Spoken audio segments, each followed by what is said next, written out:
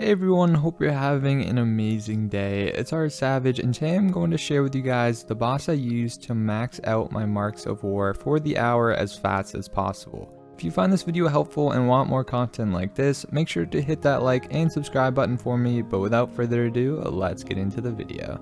Now, realistically, doing your favorite boss or the boss that's going to make you the most money at the time is the perfect way to gather marks effectively. However, what I'm going to show you guys is a method that I like to use when I don't have a lot of time to PVM or I'm about to go do some AFK skilling and I don't want to miss out on any marks for the hour.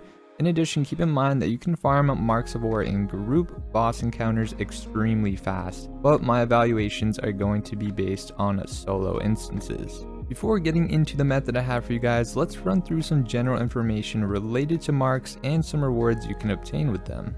Marks of war are a currency that are used in War's Retreat and can be earned by killing bosses. Essentially, after defeating a boss, a 1 hour timer begins counting down, during which a max of 1000 marks of war can be earned. Then, an hour after the first boss was defeated, this timer resets regardless of the number of marks earned during that time, and marks can be earned again. If you want to check how many marks you have earned during the current period, you can check by simply right-clicking War, who is located in War's Retreat.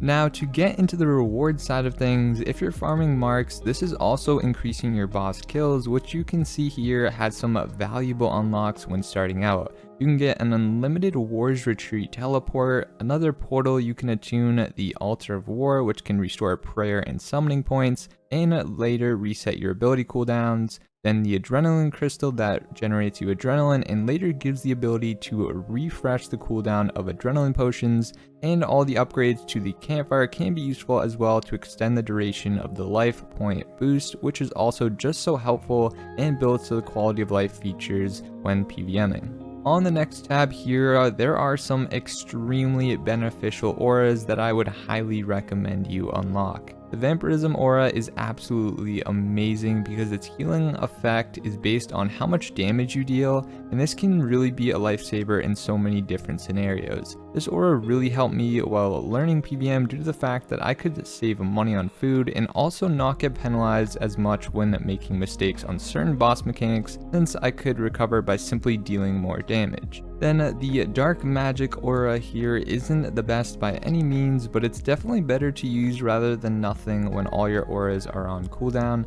I feel like not everyone knows how this aura works, so how about I explain it for you guys. This aura works for any combat style just like the Vampirism aura, and what it does is for any damaging attack, and to clarify, bleeds are included in this, but poison isn't. There is a 13% chance of inflicting a corrupting effect that deals damage 4 times per activation. It's also interesting to note that this aura has an invisible cooldown between activations that is specific to the target being attacked. Lastly, with this aura, you should keep in mind that there is a significant reduction to effectiveness when multiple players are using it against the same opponent at the same time. These next 3 auras are incredibly good if you're looking to maximize damage and increase hit chance, but be careful jumping into a new boss with these because they will result in you taking slightly more damage. These auras all have the same effect, but they are each correlated to the 3 combat styles. And I also did hear that for Necromancy, they're going to be coming out with the auras later on, so we'll have to see what happens with that. But for now, the Berserker one is for melee, Reckless for Ranger, and Maniacal for magic. So what these auras do is give an invisible 10% boost to your damage and respective combat style, as well as an invisible 10% boost to your accuracy. Also, just as a side note, that 10% boost to your damage does not stack with Berserk, Death Swiftness, Sunshine, or Metamorphosis. Now, there are some downsides to these auras specifically because, as you could imagine, they're just too good if there wasn't. So along with those buffs, your debuffs will be that you'll receive 15% more melee, magic, range, and soft typeless damage, and your defensive level is reduced by 15%. You might think these debuffs are too penalizing, but once you're able to defeat bosses without using food, with a little help from Soul Split of course, you can take the step up and try using these auras to improve your boss times and increase your GP per hour. Now, from my own experience, I've seen noticeable improvements to my boss times with these auras, but that extra damage taken can really be noticeable sometimes, So my recommendation is to experiment with them at different bosses and see just what works best for you. On the last tab here, we have the aura refreshes, which can be used to reset the cooldown of any tier aura. To know the tier of your aura, this is indicated by the red spots at the corners of the aura, and tier 5 has a cyan background around the icon.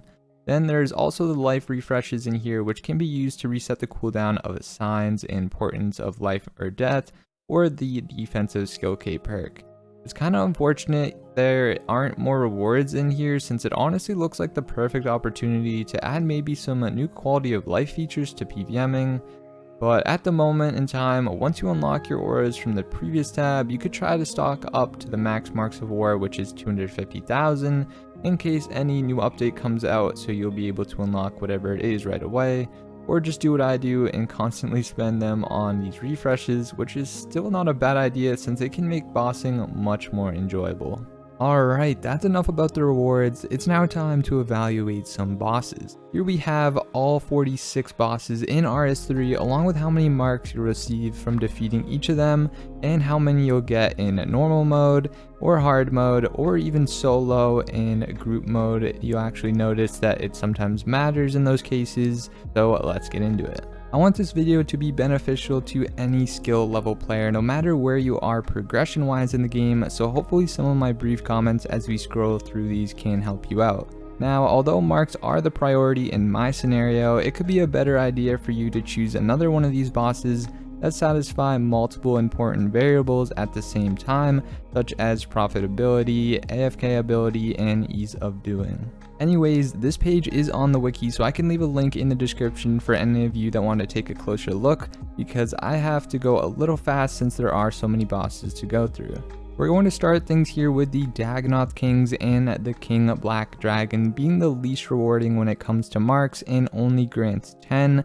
So this would mean 100 of either or of them would have to be defeated to max out on marks for the hour. Next, the Chaos Elemental grants 20 marks and is actually going to be your best option if you're free to play, since now in the wilderness you're able to disable PvP and bring your best gear out there to speed things up. Then we have some of the God Wars Dungeon 1 bosses, including Commander Ziliana, General Grador, then we got the Giant Mole sneaking in there, which is separate, alongside Kriara and Krill. You can see these grant 20 marks in normal mode and 25 in hard mode, which doesn't sound to be worth it with the mechanics and jump in HP you'll have to deal with. Out of these bosses, Kriara and Krill can be nice to AFK if you have the proper gear for that, since their drops are going to be more profitable. Next, the Arc Glacier grants 25 marks in normal mode and has a different system for Enrage mode, which is nice to be rewarded for. And this boss, if you haven't tried it already, is extremely learner friendly and is someplace that helped me practice my keybinds and build confidence when PVMing. Then we have Legions, which grant 25 marks, and I haven't done too many of these just because I don't like having to spend money on keystones to start the encounter, so I don't think I would recommend these to farm marks. Next, the Rex Matriarchs are a beefier version of the Dagonoth Kings that we talked about earlier and grant 25 marks each, and this is really shocking to me since these have 200,000 life points along with mechanics to deal with, so they really should be more rewarding with marks in my opinion. Then we have the Calphite Queen, which grants 30 marks but really doesn't have any expensive drops, so I wouldn't recommend. Next, the Corporal Beast grants 40 marks, but you'll have to use a spear here, which can be restricting, but if you have the gear and a kinetic cyclone, you might have a good time here AFKing while having a chance to make some decent money. Then the Barrows Brothers grant 50 marks, and this is after all 6 are defeated and not including the other ones you gain access to after the quests. Although these guys have a lower HP, there is a lot of running around, so I wouldn't really recommend these to farm marks.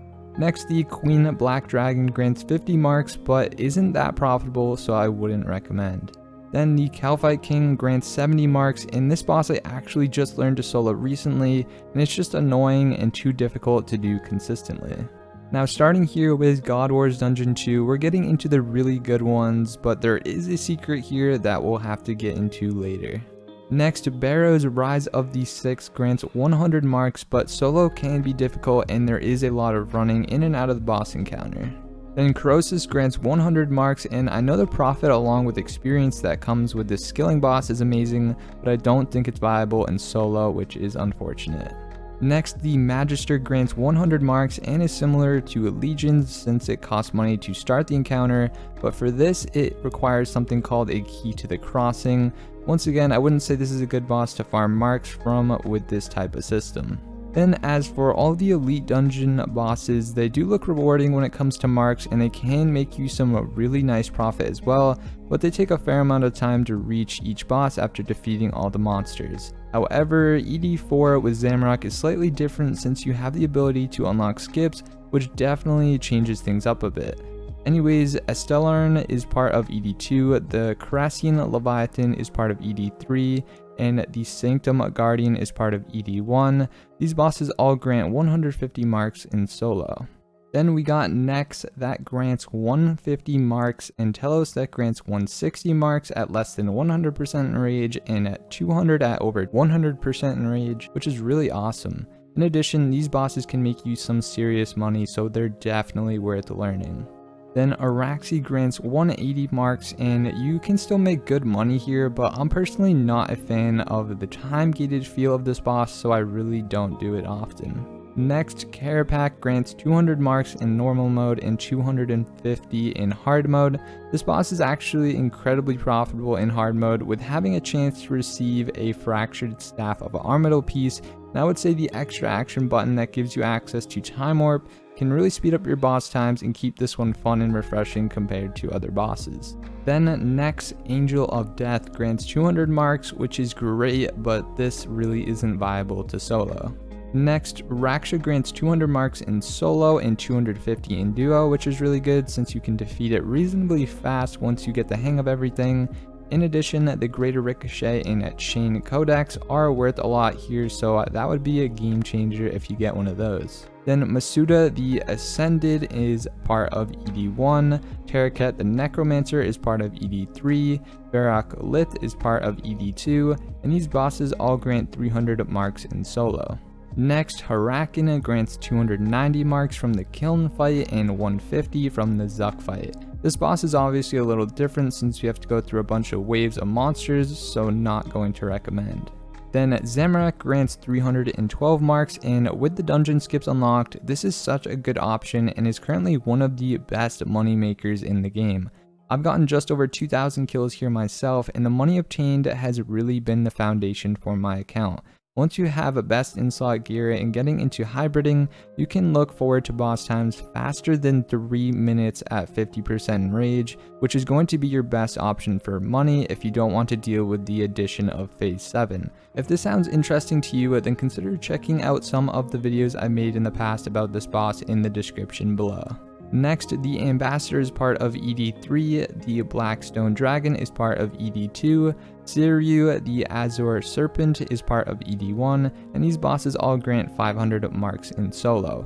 If you've been keeping track, this means that completing ED1, ED2, or ED3 completely in solo specifically will grant you 950 marks in total, which actually sounds really nice. Then Beastmaster Durzag grants 400 marks, and Yakimaru grants 600 marks, but these bosses are part of raids, which really aren't viable to solo. Next, Solak grants 400 marks, and this boss is really nice since you're guaranteed a Grimoire page each kill, which is worth a good amount of money, and a ranged poison setup works fantastic here, making the fight pretty chill once you get it down. Then Virago grants 400 marks, but takes a lot of skill to solo. Next, Jad grants 500 marks from the Fight Cave and 30 from the Kiln and Zuck. This is just like Kraken, and you have to go through a bunch of waves of monsters, so not going to recommend. Lastly, Zuck grants 600 marks in normal mode and 750 in hard mode, but it just takes a long time to get through all the waves. Now you might be wondering, how come I skipped over God Wars Dungeon 2, so let's backtrack a bit and check it out. You can see for each of them you will get 80 marks in normal mode, and you will also get 125 in hard mode. So with this God Wars dungeon, it is actually really nice with the reputation system since you can get a 100% increase to your drops. If you guys haven't already checked out one of my previous videos, I explained how that works and how to unlock it. And if you haven't already checked out these bosses, you can kill them pretty quick with the right rotation. This is now going to lead us into the specific boss for my method, being Twin Furies. So this boss actually has no hit caps, and the hits that you've probably seen in the past are actually misleading. How about we go check it out? You can see here I've entered a normal mode Twin Furies encounter, and I just did a Chaos Roar overpower, and look at the HP bar. It just went down nearly 50,000, and here it is once again. A couple extra abilities went off there, but yeah, it looks like 20,000 damage, but that was much more. So here I'm showing a more casual yet really fast kill that you guys might be able to practice yourself if you of course have the gear for it. I also for relics have Berserker Fury and Conservation of Energy along with the Font of Life. And then also the Twin Furies are not poisonable. I guess there's a bug that you can see poison hit splats, but they actually do not affect the health bar, so I don't have any poison in this setup. But you can see we got the HP down so fast, and we are basically already done. Look at that, you do some AoEs as well, and we just got a 26-second kill and made 13 mil, which is awesome. Now this kill here features a much more complex strategy to really speed up your kills even more. We're starting off at the Adren Crystal with lower HP. We're stalling an incendiary shot by clicking on the dummy and then clicking back on the crystal. Then we're clicking on the dummy again, getting ready to release the incendiary shot right there, and then using Natural Instinct, followed by a greater ricochet with Hydrix bolts to get our Adren all the way back up again. Now we're entering the instance using our Berserk followed by an Adren pot, then target cycle, barge the first Twin Fury, Chaos Roar, overpower, then bleeding our assault, and then going in with Dragon Claws, hoping for some crits so that we can get our Adren back. And look at that, we are already done and we got another drop. Well, that's all I have for you guys in this video. Thank you so much for watching, and I hope you did enjoy. Shout out to my channel members, you guys are the best. Also, I do apologize for the lack of uploads over the past months. School was my #1 priority at the time. Now I got more content coming for you guys, so stay tuned. But other than that, I hope you guys have a wonderful rest of your day. Make sure to turn on your notifications to never miss a stream or video. Also, hit that like and subscribe button for me, and I'll see you in the next one.